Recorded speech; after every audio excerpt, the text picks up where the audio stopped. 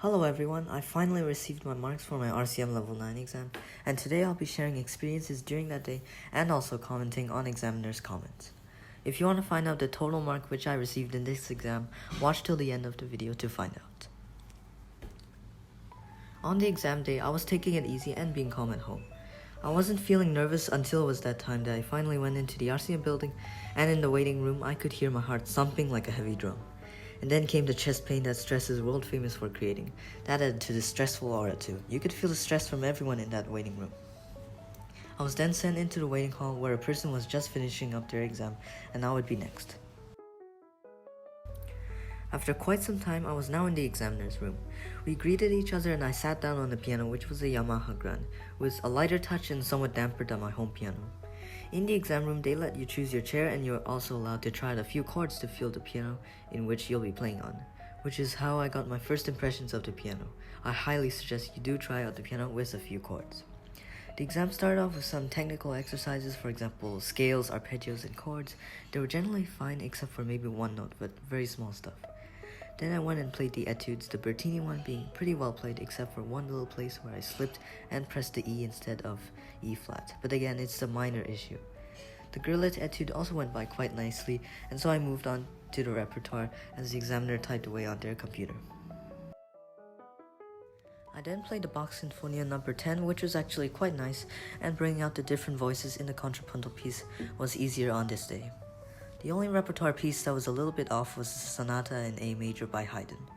The dynamics were a little strange and I felt a little rhythmically uneasy, especially after the long trill section in the middle. That piece wasn't played confidently, so I felt. The Butterfly piece by Grieg went by well, but I was missing a few notes in the left hand for the A section, where the left hand is doing wide broken tenths. Finally, the jazz piece Over the Rainbow, arranged by George Shearing, was a wonderful experience, and then after I finished all those pieces, I did feel content with how this piece specifically went. All the ear tests, as in the intervals, chords, and chord progression identifications, went by extremely quickly and those weren't too challenging. However, the playback that I did in the exam completely fell apart, so when I was anticipating my results, I was already expecting that part to be very low. I was given a sight reading passage in F major. It had a nice left-hand portion, like a flowing romantic era cliche left hand. The right hand was made up of thirds, and overall the sight reading was more relaxed than expected. My final exam mark for RCM Level 9 was a 94%. I was shocked because it was even better than back when I did Level 7, which I got a 92% in. And in my opinion, that too is already amazing, so it was quite nice to see an improvement along the way. So how did the examiner's remarks go? What did the comments say? Let's see. Okay, so starting with technical requirements. For scales. Scale technique is fluid and with excellent musical direction as you go up and down. Well done. Tempo is at required or above the minimum with clarity and precision. Chords. Patterns are especially well known with quick recall, good work on musically shaped chord progressions, careful on dominant 7, solid not to tap on pedal with your foot. For arpeggios, excellent direction on arpeggios today. Now for the Etudes, starting with the Etude in C minor by Henry Bertini. Exceptional facility in this etude today with fluid 16th passages, excellent timing, and especially effective and expressive shaping of virtuosic lines. In spite of this being primarily a technical etude, you made it into a musical statement. A pleasure to hear. Watch for a big clipping of ends of slurs in measure 18 and a slight note miss in measure 31 with E flat. Otherwise, it was perfect. And now for the second etude, which is the Etude in G major by Cornelius Grillet. Your mature artistry and the shaping and inner engagement with your music making is a pleasure to hear today. As you progress in your fine studies, explore now a shallow or shimmer technique with your pedal in the left-hand arpeggios of the B section. You did it in the beginning of the B section at measure 25, but it got a bit dry at measure 45. Pedal for resonance. What would a shallow or shimmer technique be and how would it be done? I believe it's to make the harmonies more richer by the use of the arpeggios along with the pedal, and as the name says, shallow technique would be to depress the pedal at shallow depths. It would make it sound very smooth and have a velvety texture. Let's move over to what the examiner has to say about the repertoire, in which consists of 4 pieces in each list, of list A, B, C, and D. For the Sinfonia No. 10 in G major by Bach, This was a very beautiful sinfonia performance today. The music radiates from deep inside you. As well, it was also stylistically expressive and appropriate. Contrapuntal technique, contrapuntal, which means having multiple voices or melodies sing at the same time in a piece which work together in harmony, is well in place. My preference is that the alto is a soft voice in measures 8 to 9, with the soprano being voiced out, that way you can hear both voices. Today it's slightly blended into one voice. Would you consider slightly detaching the left hand in spots, especially in the big octave intervals, such as measure 4 in the continue manner?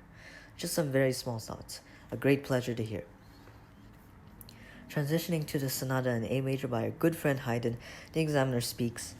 A singing andante movement so well projected out in the cantabile manner today with highly expressive linear conception, a pleasure to hear.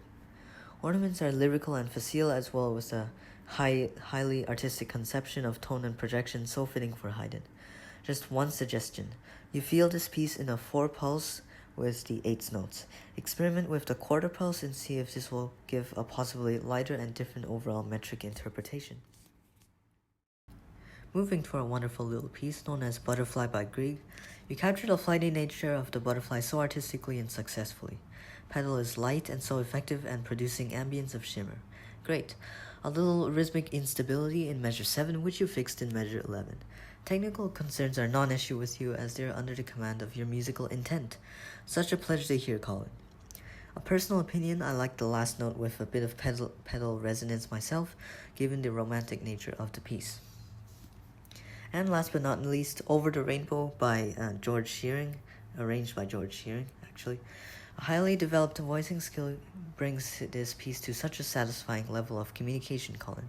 I assume you are rolling the opening chords intentionally, and it does lend that jazzy mode to your playing. I believe you need to fit the left-hand grace notes into the steady pulse of the section, fit them in as 16ths before the beat, and catch them in the pedal quickly. Continue to use your fine ear to get just the right amount of pedal for resonance as you progress in your exceptional studies. On a sight reading, the examiner notifies me to be careful to guard against a slight delay in my right-hand notes in the romantic tradition, and the whole thing is wrapped up in one final note, that is, a superb exam today. Congratulations to you and your exceptional teacher. Best wishes on your future studies. The day before and on the exam, it's best not to practice too much of what you have to play for the exam. The reason why is that it's important to keep the freshness of the pieces and make sure that you won't get bored with them, which will make you play with less expressivity and technicality. Also, for RCM exams, you are allowed to bring in a water bottle into the examination room just in case you need it.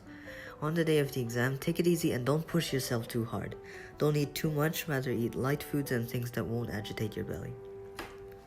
I wish all of you the best of luck for your future exams and your musical journey.